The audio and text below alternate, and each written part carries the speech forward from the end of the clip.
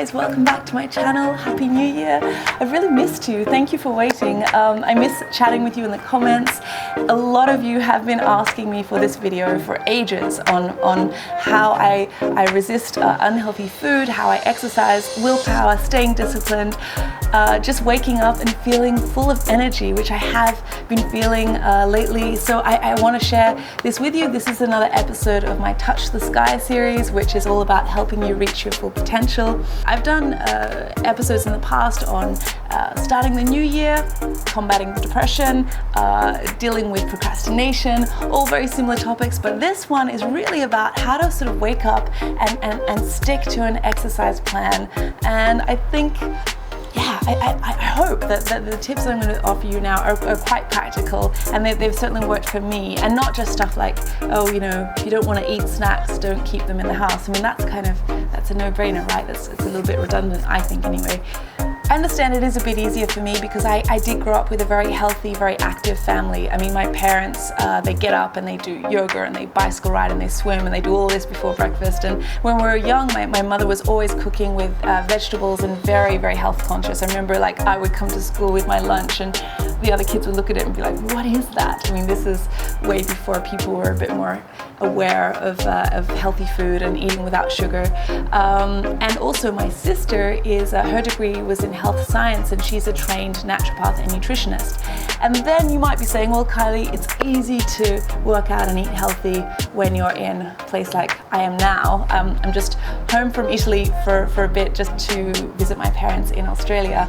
And yes, it is. But I've got to say, most of the day here, you can't work out because it's too humid, it's too hot. And these tips that I'm going to talk about are things that I have used when I lived in London, when I lived in Japan, when I've lived in really cold and dark places as well. So hopefully they're helpful. If you are not held back by your body's shape, your fitness, your health, your energy levels, how would your life be different? What could you achieve? How would you feel? Who could you meet and love and feel comfortable with? Where would you go? How would every morning change when you wake and greet the day feeling proud of your commitment to your goals? And what kind of magnificent ripple effect would that confidence in your ability to stick with something have in so many other facets of your life? Self-love and cherishing your body psychologically is a complex topic, and one I've covered in my video, The Struggle with Body Image. But in addition to shifting our self-perception, in order to be healthy or affect change like weight loss, we've got to also put in the work physically. I am someone who procrastinates, I get distracted, and I have a real sweet tooth, so I appreciate how hard it can be to stick with something. I'm going to share what's worked best for me, and maybe it can motivate you on whatever your goal is this year to reach your body's full potential.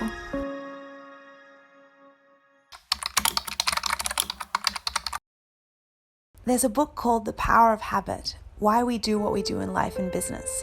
The author identifies 3 stages when we find ourselves in a bad habit. The cue, a situational trigger that is based on a reward you're seeking.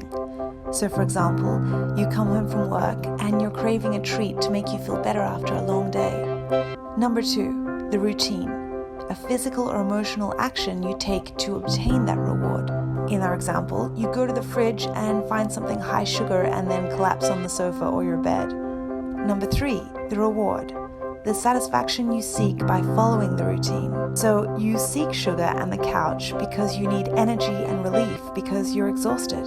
The important thing to ask yourself is, how can I preempt this trigger and change the routine response? You know you always feel tired after work. Can you add more protein to your lunch or cut down on gluten so you're not so tired? Can you pack healthy snacks to eat just before you leave the office so your craving isn't hitting you at home when you have the temptation of an entire fridge? Can you change into your workout clothes at work so that there is less temptation to collapse onto the couch when you get home? Can you even walk home so you've done your workout before you even get into that danger zone of the kitchen and the couch at home? It is just an excuse to say, well, some people have willpower and others don't. Studies show willpower is like a muscle. It can be depleted. If you haven't used it in a while, it gets weak. Equally, the more you use it, the stronger it becomes. It fluctuates throughout the day. There is a psychological and physical reason we do everything in our day, And if you can really isolate all of these details, it gives you much more power to recognize them, control them, and replace them.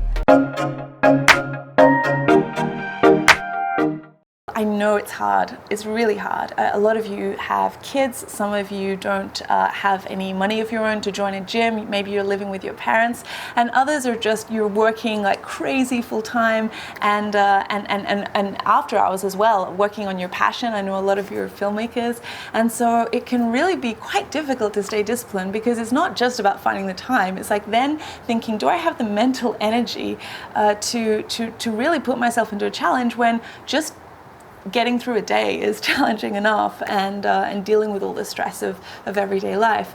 So we've got to try and make it easier for ourselves.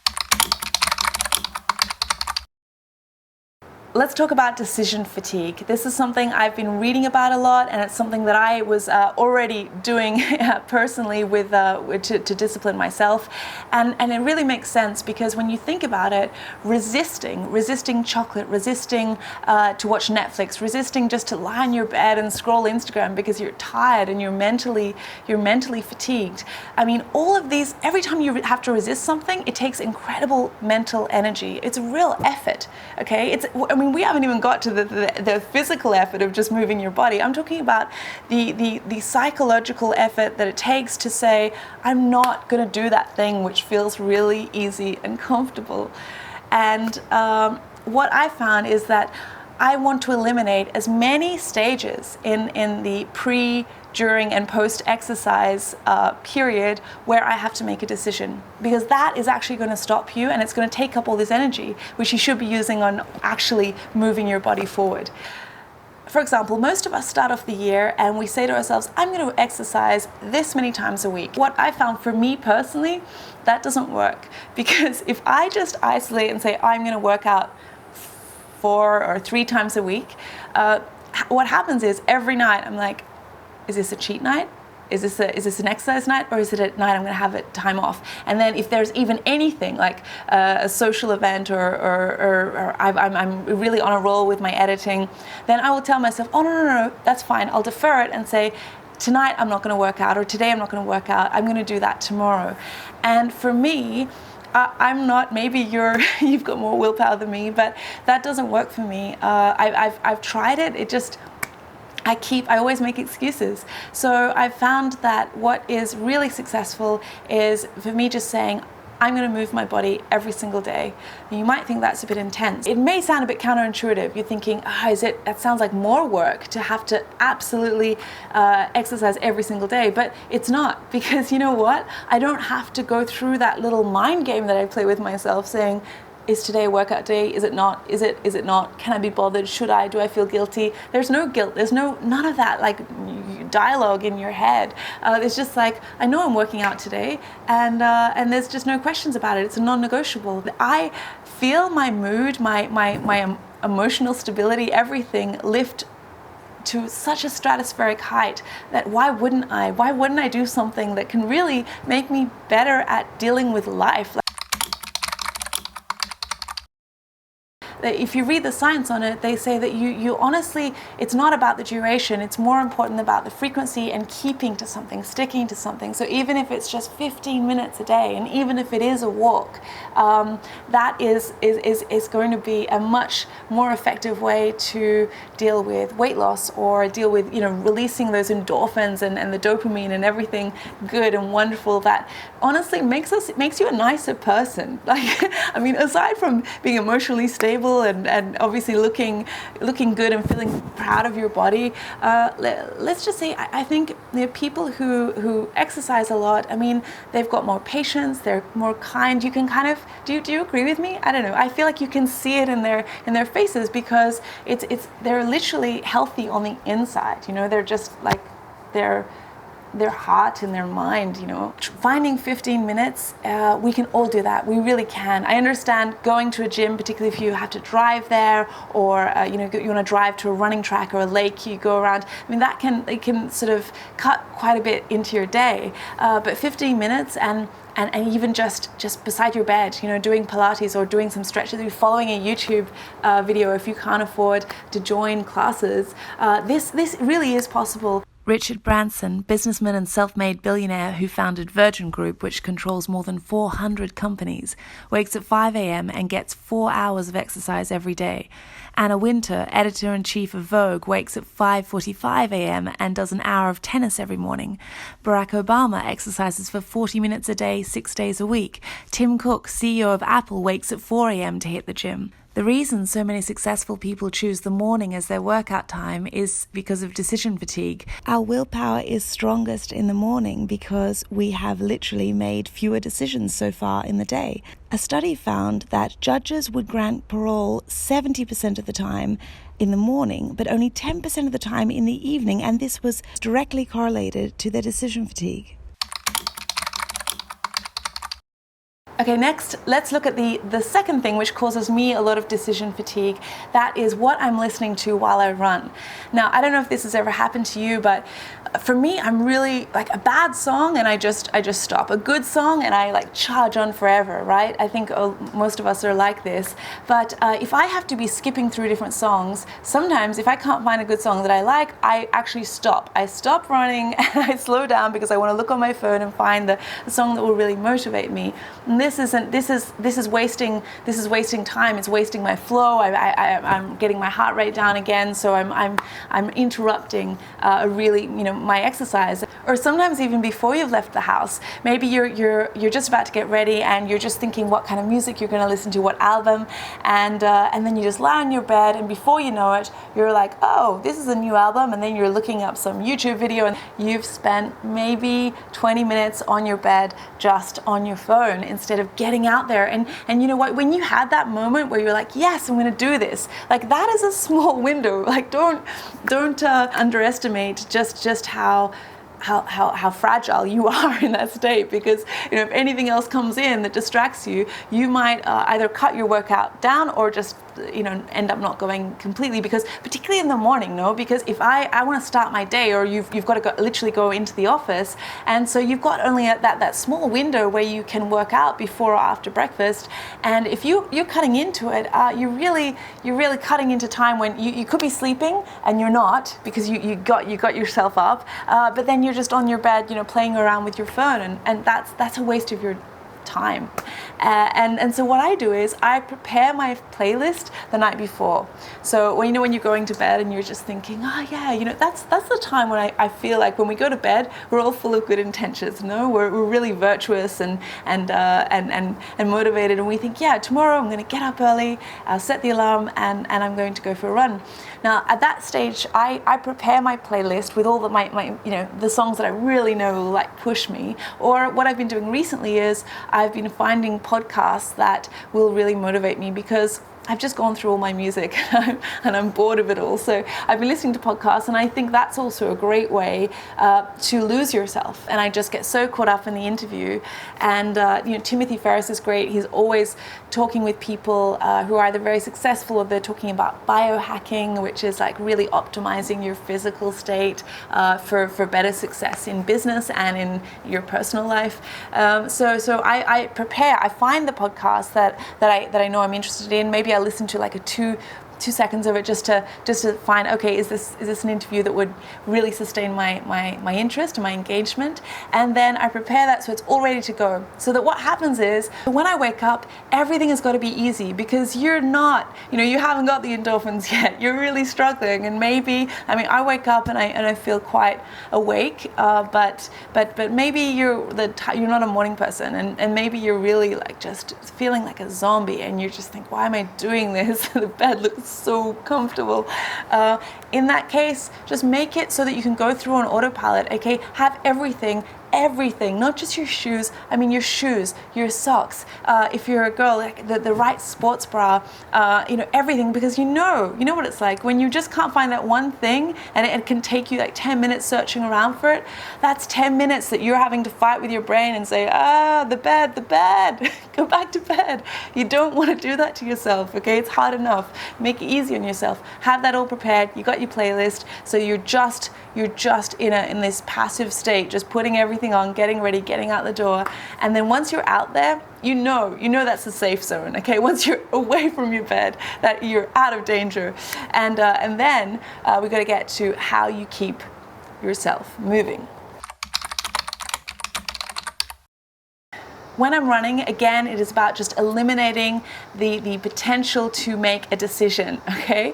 So I have about 3 regular routes in Rome or here at my parents' place when I visit them. And I have 3 routes because I think if you're a girl, you shouldn't do the same route every day or even every week, because unfortunately that can be a way for people to start following you and follow you home, and that's something that I experienced a lot. So I like to change it up just so that no one ever knows. I never post Insta stories while I'm on my run, so if you're doing it, you're all excited, and you guys know I post all the time, but I'm never posting when I'm actually running, because I don't really want to let my location be known when I'm there in the moment. I think that's just a little safety measure you can take. With my running destination, that is also a non-negotiable for me. So I tell myself that I must reach that point no matter what. Okay, even if I'm having a day where I'm feeling a bit lazy or you're out of breath, I tell myself, at worst case, okay, you stop the run and you just power walk there, or maybe you can't even power walk, but you stroll along and you get there as whatever pace you can, but you get there, okay, you get to that point and you get home again, and you're always keeping that same route. And the reason why it works for me is because otherwise the whole time I'm just saying, I'm going to stop at that pole, I'm going to stop at this corner, I'm going to stop just after this song. And you know what? I found that I'm not strong enough. Like, I will stop, and then it's really hard to keep going again. It's really hard. A lot of people I know, sometimes that works to tell yourself, okay, I'm just going to do it in increments, and then you fool yourself into thinking. For some runners that works. Like, you say, I'm just going to run up until here, until here, and here, and then you end up doing the whole thing. For me, that's too dangerous. Like, for me, that kind of incremental mind game doesn't really work when I run, because I need strict rules, basically. I am someone who I've got a divergent creative mind. I mean, I can really justify anything. I can talk myself out of finishing it. I can say, you know what, you ate really healthily today, so maybe you don't need to go that far. But see, all of that little dialogue, I don't want to be thinking about that. I just want to say, you got to get to that finish line no matter what. And then at the end, I feel really proud of myself, because even if you slow down, the point is you are hitting that mark every day. Look at what happens when you do a class or you're with a trainer, personal trainer. I mean, oftentimes we will do double or even triple what we could normally do alone. And why? Your body hasn't changed, your fitness level hasn't changed. It's just because someone is influencing your mind. And if you could become that force that influences your mind, that's what a power, right? Okay, this is a visualization that works for me. You might decide there's something more tailored to you. I'm very susceptible to imagery, to thoughts. This is for this reason I can't watch scary movies, because I'm too sensitive to it. It just stays with me and really affects me. And equally, when I'm running, if I think about the fact that I'm moving my body, which is like, my legs, my thighs, my arms, my torso, everything forward, I feel just heavy. I feel heavy, and I feel like out of breath, and I think I can't do this. Like, I can barely stand, let alone propel my whole body forward. But what I like to do to reframe that whole experience in my head is to imagine that my body is a train, okay? Stay with me, sounds a bit weird. But and I'm just a passenger on that train, right? So because I've said to myself, you don't have to think about skipping through songs. You don't have to think about whether you're stopping or starting, or you're going to cut your run off short somewhere. I know my destination, just as a train knows its destination. So I'm sitting on this train. This train is moving. This train is moving, and I am just enjoying the scenery, looking around, enjoying the journey, okay? It might sound a bit weird, but I sort of detach from my body and think, this body is moving forward. It is being propelled forward like a train on a track. It is on a track, and that helps me because I think like it's not going to be deterred. It's just doing what it has to do. It's on autopilot, and this really helps me. Perhaps you're new to running and you're sitting there saying, Kylie, it's fine for you. You've been running for years and you seem to love it based on how crazy I get on my Insta stories when I'm on my endorphin high. That's fine. And I would say that in the beginning, just go as slow as you can. Just slow your body down to the point where you're almost walking. You're just moving your arms, but you're almost power walking. And if you just take that down, the pace, you'll find your breathing will relax. And that's the main thing, I think, is that a lot of the times when people are running, like you'll start off really well, and after a few meters you just think, oh, I'm out of breath, and you feel like you need to stop and catch your breath. Don't do that. And also talking. If you're with a friend and you're like, yeah, you will be running buddies, keep in mind that when you're talking, you're using up so much breath. So if you're just starting out, just go with a friend who can do all the talking, and or just really, I highly recommend getting lost in a podcast, because then I don't hear my breathing, and that's one of the other reasons I cannot run without music or without a podcast, because if I hear my breathing, I sound like a person who's really obese and like even when I've got a steady rhythm, I'm like, I don't like hearing my breath, because for me that reminds me that there's exertion going on, and I like to just think that I'm on my train, like a passenger in my little train. And so that's what works for me. What time of day are you going to run? Now, I have a lot of thoughts on this that I'll share in a second, but you really got to think, when do you have the most energy? Where are you living? For example, here I can't run when the sun's out, because it's too hot. I would faint and expire, and the sun is beating down. It's too much. In Rome though, I run in the morning, sometimes in the evening, other times.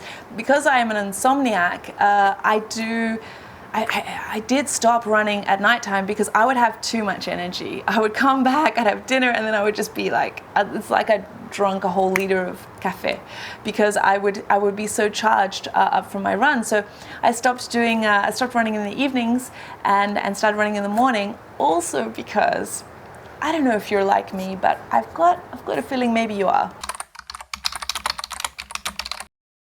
When I've got to run in the evening, all day long, I'm thinking, okay, I've got that coming, and I've got to tell you, as much joy as I get from working out, I dread it. Like leading up to the run or the workout session, I am dreading it, because there's so many other incredible things I want to do. I mean, you know me, I get very excited about my work, so I really don't want to tear myself away from my work. I love cooking. I cook 4 meals a day for myself, so I could just be happy preparing dinner.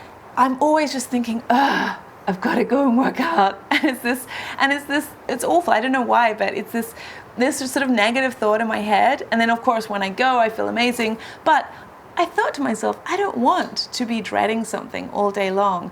And then think about it, if I get that euphoria, that high, when I run in the evening, which I always run just before a meal, because I have to run on a fairly empty stomach, then I'm high, okay, through dinner, I'm high afterwards if I watch a film or if I go out with friends, but then I go to bed and it's just wasted. And then you wake up and it's like, oh, here I am again, feeling like, I'm dreading going to work out again. I don't think that's a good state to be in, right? For me, what works is to stick to training before breakfast, because it really gives me this beautiful feeling all day long of being virtuous, of being proud of myself. And I think sometimes we can underestimate how important that is. It just imbues everything I do, my work, my relationships, how I just move through the world, because I can still feel my body is like alive and energized and vital. Everything gets better, and that high, that feeling of pride in having been disciplined and got my body moving, I'm using it through the whole day as opposed to just using it in the evening. And so I have these so many times during the day, like I say, after lunch, and I think, oh, I should be working out. Oh no, that's right, I already have. Or I'll go to make dinner, and I'll be making this delicious food and thinking, oh, should I be eating like this? And then I remember, oh, that's right. Hours and hours and hours and hours ago, I've already earned this dinner, and I don't know. For me, it just really makes me feel lovely and happy and light throughout the day. And again, I think that when a lot of us sometimes can wake with anxiety, you give yourself a tremendous advantage if you have literally changed the chemicals in your brain by working and sweating everything out and getting your heart rate up. Why wouldn't you? You're saying, well, why wouldn't you? Because it's hard to wake up in the morning, Kylie. Okay, well, this is another thing. Obviously, you can't be running on empty, and one of the things I'm really trying to do this year is get more sleep and go to sleep earlier. So many of us are on our phones till quite late at night, and we're watching videos, or we're on social media, or we're just texting friends or a partner because we're in bed. So we feel like, okay, I'm getting to bed early, but then obviously, as we know, like that light, that bright light from our phone is really keeping us awake and deferring our natural sleep cycle. I know it's really difficult not to just lie in bed and on your phone, or even with your laptop potentially, and just watch a Netflix series. But what I've been trying to do is just before I go to sleep, I switch to podcasts instead, because you can do the sleep timer where it says, it turns itself off after this episode or after an hour, after 30 minutes. And what I find is, because with the podcast, you haven't got that bright light in your face. So you can put your phone beside your bed, you can listen to the podcast, and so you're still stimulated. If you're lying there thinking, okay, I need something to switch off, because oftentimes at night, like, all our worries come in, right? And so you do want to watch a film, or you do want to some kind of escapism. So I've been using podcasts for that instead of videos. I like to sleep with everything open because I've read that when you're waking up just to natural light, like the light's gradually, naturally changing as the sun comes up, that is a much smoother transition for your body, for your mind, rather than waking up to an alarm. So I don't wake up to an alarm, I just wake up to natural light, and I really feel the difference. I really do. I mean, so if you can train yourself to sleep through the night with moonlight or whatever light's coming through, I think it's beneficial, because waking up like that, I always wake up and just feel really, it's really gentle. So try it. I think that social media actually can be really beneficial if you use it wisely. Obviously, sometimes if you're following a supermodel or an athlete, and they are able to train all day, every day in crazy ways, and they can afford, to live on I don't know, very expensive, healthy food. That's maybe putting yourself into a little spiral of depression, because not all of us can devote that much time or that much money to it, right? Or we can't have a personal trainer. But if you can, maybe try and find someone who has a similar body shape to you, because I find it incredibly motivating when I see a beautiful, healthy body, someone who's really, you can see it in their face, like they're looking after themselves. They're not just an obsessed gym junkie, but you can see in all aspects of their life they're really balanced and they're disciplined. That for me is hugely motivational. Both men and women I follow, actually, and if they've got sort of more or less the same body shape, it's a lot easier for you to find it aspirational. I would also say maybe if you find yourself just looking at images of people with these perfect bodies and it's just a bit too much, like it really deters you in the beginning, before you get that habit sort of formed in your lifestyle, I would look away from other people's bodies and look to, maybe you have a photo of yourself where you were perhaps not your ideal weight, but you looked healthier than you do at present, right? everyone has one of those photos, no? One of those photos where maybe you use it as your main photo on social media. Just, you know those photos, right? Every one of us has one of those photos that's, I mean, it's not a lie, because at one point we looked like that, but it's not exactly how we look at present, okay? You can use that. I mean, as long as it's not when you were like 12. Use that photo of a time in your life when you were really proud of your body and your health, because that is a more realistic goal, to say that was my body and I got myself to that state, in that state, rather than looking at, you know, some sort of really unattainable body shape that is not even your same body type. It's not, they're not the same height. I mean, that's going to set yourself up for real, feeling really defeated.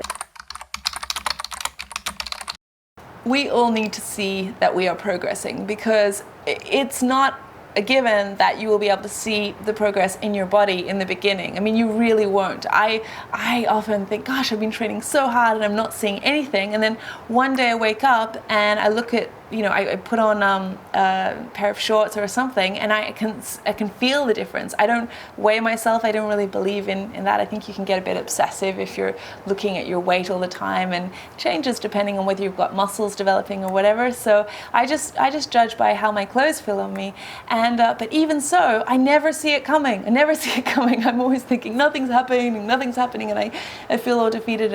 And so what you need to do is give yourself another way of charting your progress. And I've said this before, I think in my procrastination video, that instead of just having it on your phone on some app, you should really make yourself like a big calendar and put it up in your bedroom or put it up in your bathroom, somewhere that you'll see it every day, and tick off when you have worked out, or when you have resisted something. Like I do it at the moment. If I've worked out, I've resisted sugar all day, I've resisted gluten all day, because at the moment I'm off gluten and sugar.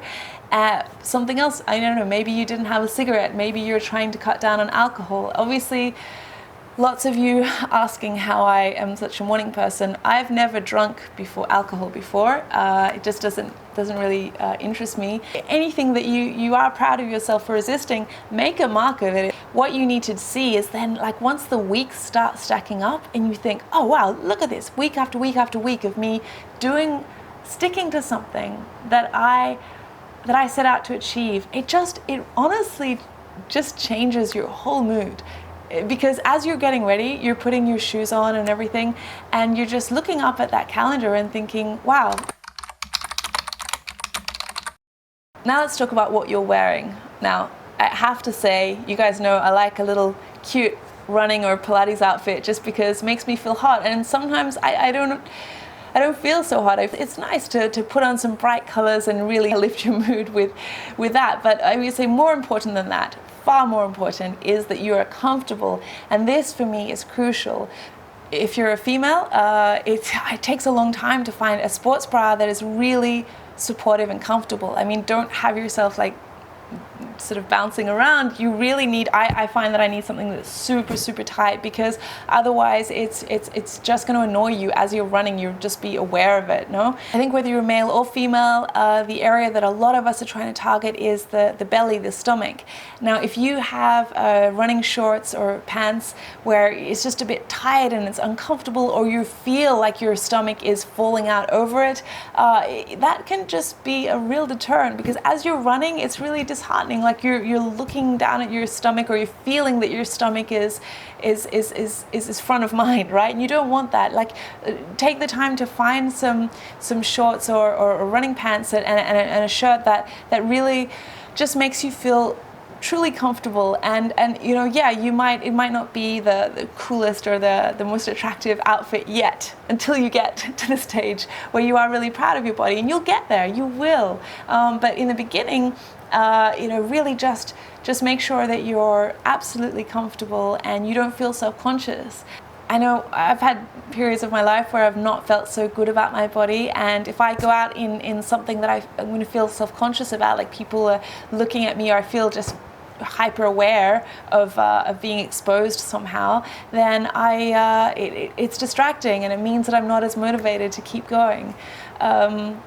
So if I have a shirt that's like coming up to my neck or covering like my armpits, I actually feel really claustrophobic and suffocated. And I have a thing where in really hot climates, in really when it's really humid, I can actually faint. So, you know, a lot of the time I run knowing this and knowing that if I've got some sleeve over me, it's just going to make me feel super sweaty and claustrophobic and like I'm about to faint, and it's not good, because I get so defeated and I just stop the run and think that I can't do this. When I am in something that is cool and ventilated and I can breathe, I feel like my whole body can breathe, then I feel really sort of slick and powerful and motivated. The main thing to remember is that you can't rush this, but you want it to be a lifestyle. You don't want it to be something like a month of your life where you look really great and then you go back to being unhealthy. It may take a while, but trust me, every day you're getting stronger mentally and emotionally and physically, and that can't help but influence every other aspect of your life in really, really beautiful ways. So good luck, I'm with you. Follow me on Instagram and you can see that, you know, me trying to get out there and stay disciplined every day, and hopefully it will inspire you to do the same.